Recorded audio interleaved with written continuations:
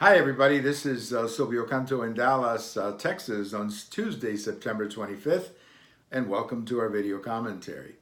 Well, we've been following with great interest the presidential election down in Brazil.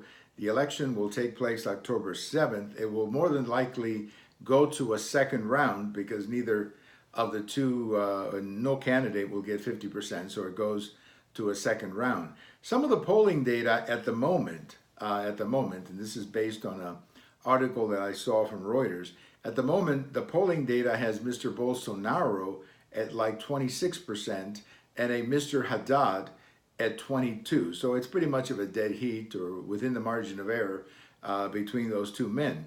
And the appreciation is that both of these men will go to the second round, and then we'll see what happens in the second round. Of course, between these two men, they're going to capture maybe 50% between them.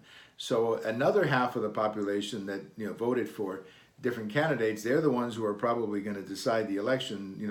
Which one of these two candidates they align themselves with. We don't know that yet, but many people are saying that if there was a runoff between Mr. Haddad and Mr. Bolsonaro, at the moment, it would appear that Mr. Haddad will beat him, but again, it's all premature. We really don't know. Let's wait till we get there. Brazil at the moment faces some very interesting problems. Number one, of course, the economy not growing as fast as I think most people would like to see it grow.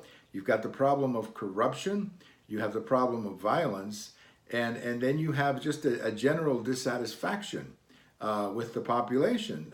With the political class, based on all of these factors. Now, in that sense, the violence, the corruption, the bad economy, that would tend to favor Mr. Bolsonaro. But on the other hand, the leftist Workers' Party has a history of organizing and getting people out to vote. So you would have to credit them at least with organization and structure. We don't know what's going to happen. I think the only thing we can guess today is that Mr. Bolsonaro and Mr. Haddad will be advancing to the runoff. And what happens then? Well, we'll take a look at it at the time. But very important elections in a very important country, Brazil. Brazil has the 8th largest GDP in the world.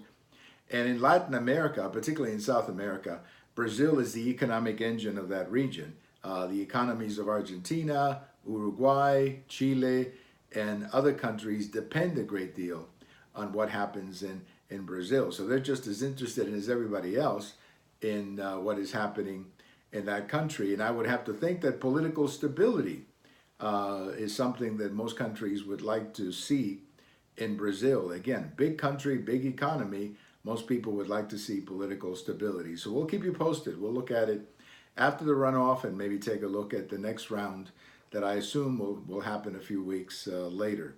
Thank you for watching. We have all of these videos over at YouTube. We have them on my blog, and we also have them on Twitter. And if September 25th is your birthday, happy birthday. Bye-bye, everybody.